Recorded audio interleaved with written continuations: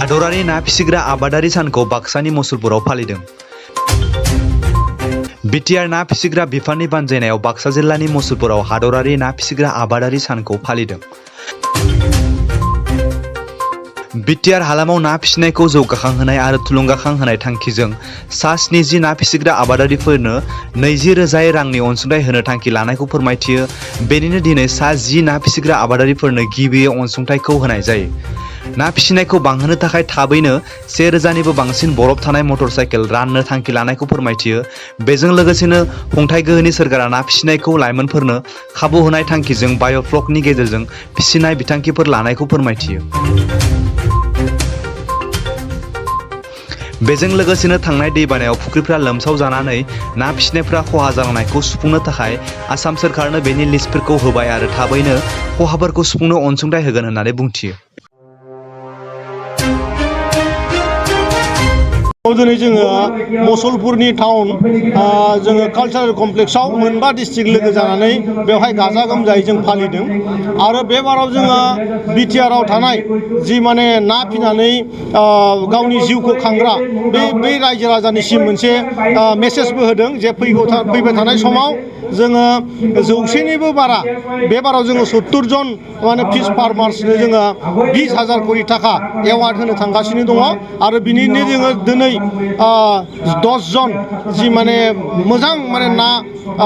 ना फिनानै गावनि माने जिउखौ खांग्रा बा ओनसोलाव मोनसे मोजां माने मेसेज होनो हाग्रा बे सुबुंफोरनो दिनै 20,000 कोटी रां जों बेवहाय होदों आरो प्रमद बर'नि दैदेननायाव जि जोंनि गोदान मोनसे जि माने थांखि जे जोंनि समाजखौ माने रांखान्थियारि गोख्रों खालामनाय बेवहाय ना बिफानखौबो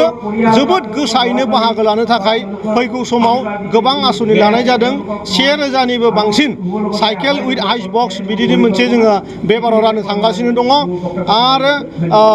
पिक कम फिस कालचार माने जाहाथे नाया अमानि आदारखौ जाहाथे गोरलैयैनो मोनजानो हायो बा बिदिनो जाहाथे माने मोनसे मेथडजों जाहाथे नाखौ जोङो फिसिनो हायो बिनिबो जोङो गोबां राहा लादों। बाय'फ्लकखौ जोङो मोनसे क्लास्टार बानायनानै माने जोंनि सेंग्राफोरनि जि माने साख्रि बाख्रिनि जि जेंना जाहाथे रांखान्थियारि माने गावनि जिउखौ सुंखांनानै लानो हायो बिनि जों बे बाराव गोबां बेबस्था जोङो बिटिआरआव लादों आरो बे बोसोरावनो फैगौ डिसेम्बरनि आगोल बेफोरबायदि हाबाफारिखौ गासैबो बिटिआरनि रायजो राजाफ्रा बे सुबिदाखौ लानो हागोन आरो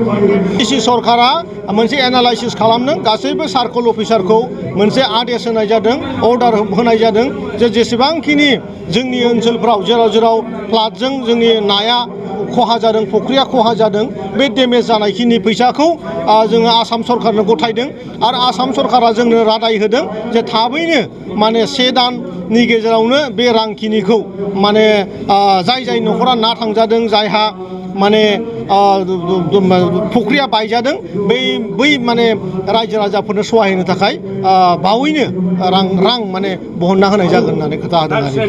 माने एवारनेस केम्पेनिं बे बाराव जों लानो थांगासिनो दङ खारन बे बाराव जोङो मोनसे जोंनि खख्लाबारि जि माने फार्म दङ बेवहाय मोनसे फिश फार्मिंनि मोनसे हेडसारि जोङो नानि मोनसे हेडसारि जों गिदिर माने बेखेवबाय बे बाराव बेवहाय गोबां रोखोमनि ना कुसिया कालचार आरो लकेल जि जोंनि माने जापानि ना कालचार नाथुरनि कालचार बेफोरबायदि गोबां कालचारनि बेवहाय मोनसे प्रग्राम सोलिगासिनो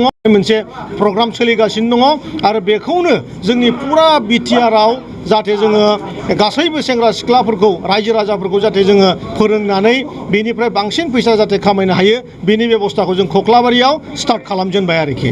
बे बाराव जोङो जिहेतु जों मिथिगौ जोंनि आसाम हादोराव बा बिटिआर हादोराव सानसेयाव 5 लाख करी माने दाउदैनि जोंहा माने आंखाल मोनसे सोमजिगासिनो दङ बे 5 लाख आंखाल जानाय दाउदै बे दाउदैखौ आसाम सरकार आरो बिटिआर सरकारा बे खेबाव जोंनि माने बिटिआर हालामनिफ्रायनो 5 लाख दाउदैखौ बहननो थाखाय जोंनो खाबु होदों। बेनिखायनो जोङो बावैनो जोंनि बे बिटिआरनि मोनबा डिस्ट्रिक्टआव दाउदै बहननाय हाबाफारिखौ मावनो थांगासिनो दं आरोखि।